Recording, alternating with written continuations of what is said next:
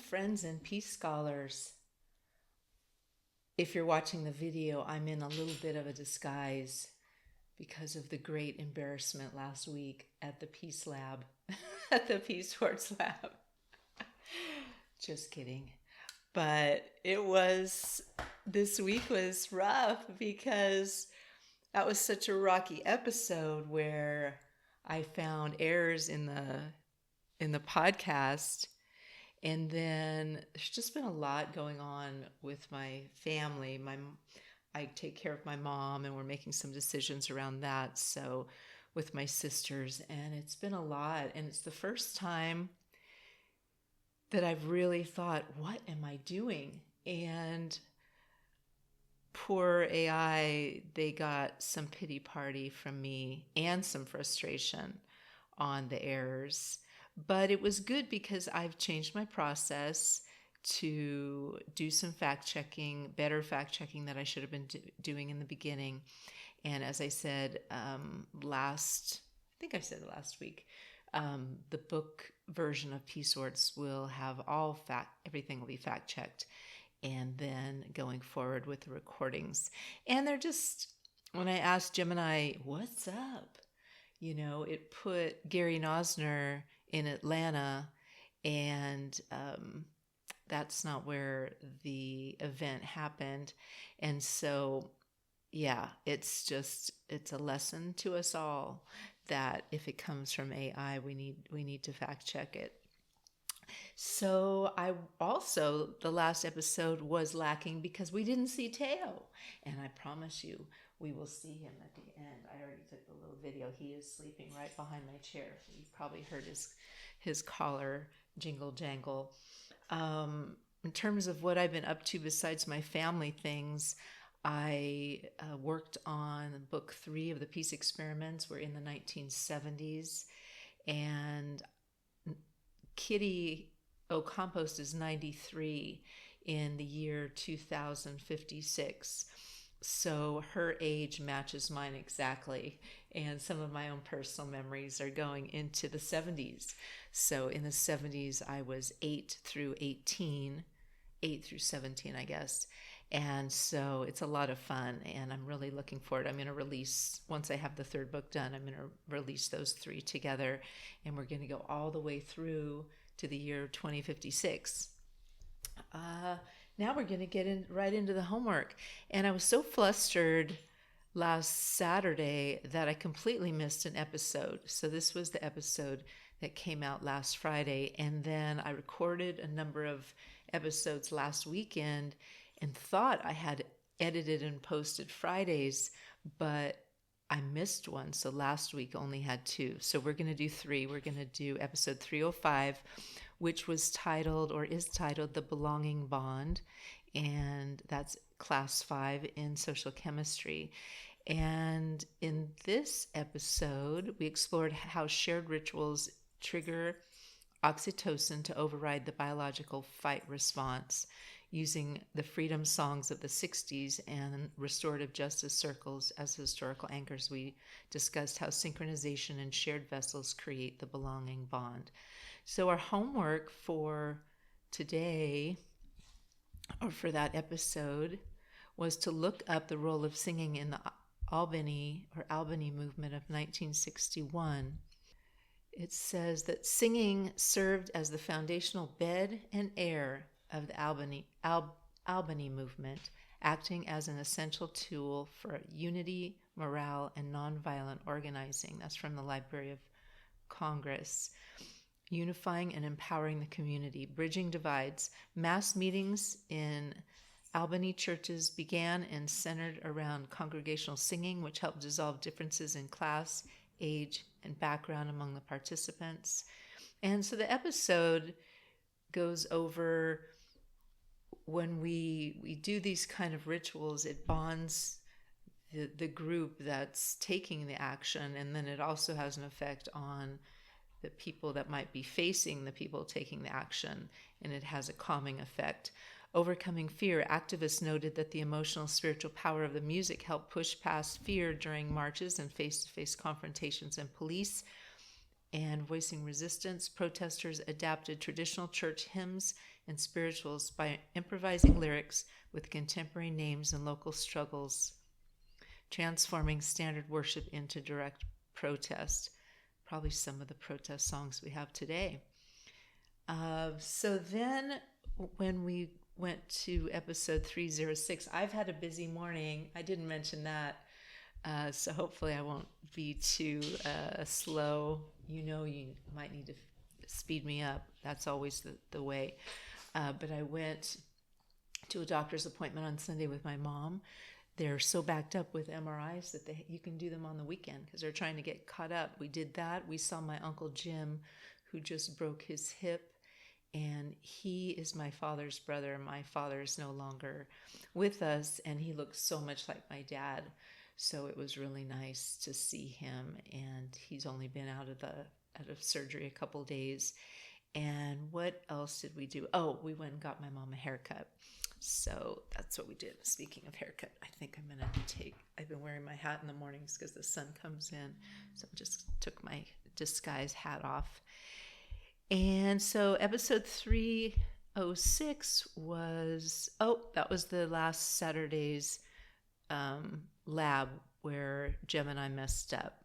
So we're moving on to episode 307. And this episode was titled The De-escalator's Posture. And in that episode, we examined threat math, how the primitive brain calculates danger based on body geometry, using Nelson Mandela's transition of power in 1994 and the 1960 Nashville sit-ins as historical anchors. We explore the protocols for signaling biological safety through physical posture and the open angle. And the homework here, this episode is talking about when you are walking into a potentially confrontational situation, that your open body language is going to make the person that you're interacting with less threatened. And I love all of these episodes and how they, affect us. They're not way up high in the sky. They're things we can work on in our own relationships.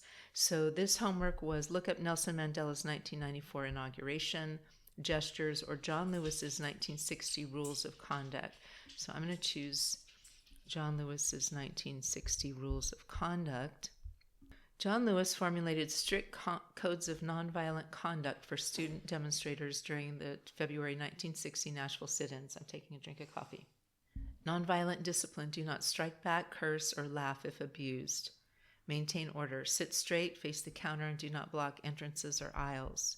Communication guidelines: do not converse with floor walkers, direct all inquiries to your leader. Leadership and procedures: remain in your seat until allowed to move by a leader and report all serious incidents. Commitment: act with courtesy, friendliness, and uphold the principles of love and nonviolence as taught by leaders like Gandhi and King. And then there's a number of resources. WagingNonviolence.org has an article called The Genius of John Lewis's Unyielding Nonviolent Discipline. And the National Museum of American History has an article from July 18th, 2020, John Lewis and Good Trouble. Then we went to episode 308 with the Humanizing formula. We examined empathy mechanics and how to collapse the monster images that form during high-stress conflict. Using Mo Molam's 1998 visit to the Maze prison as a historical anchor, we explore the protocols for restoring human scale to an opponent through physical cues, ordinary details, and breaking the villain script. That episode is so true. I'm working through some things with my sisters, and when we're so focused on this thing that we think is the best thing, it's so easy to create, your opponent. I shouldn't think of my sisters as the opponent, but we're working through these things and we're not in agreement right now. And it's really easy to turn them into a monster. Well, just take that times 1,000 when you think of some horrific things that have happened. But this episode just talks about both for yourself making a vulnerable comment, which we're going to learn about here with Mo Molam. But imagining the person you're talking to in their human state, they have a family, they, they were a little kid once, that thing that we've learned about it, public speaking, imagine them in their underwear. I don't know about that, but humanizing things, that someone's not a monster. So the homework, number one of the homework was look up Mo Molam and find out why she was called the people's peacemaker.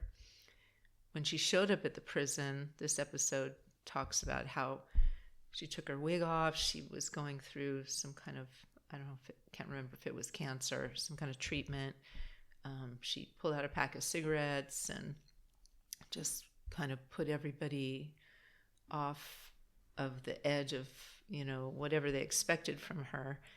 Mo Molam earned the title of the People's Peacemaker because of her approachable, down-to-earth style, her courage in directly engaging ordinary citizens and paramilitaries, and her pivotal role in brokering the 1998 Good Friday Agreement.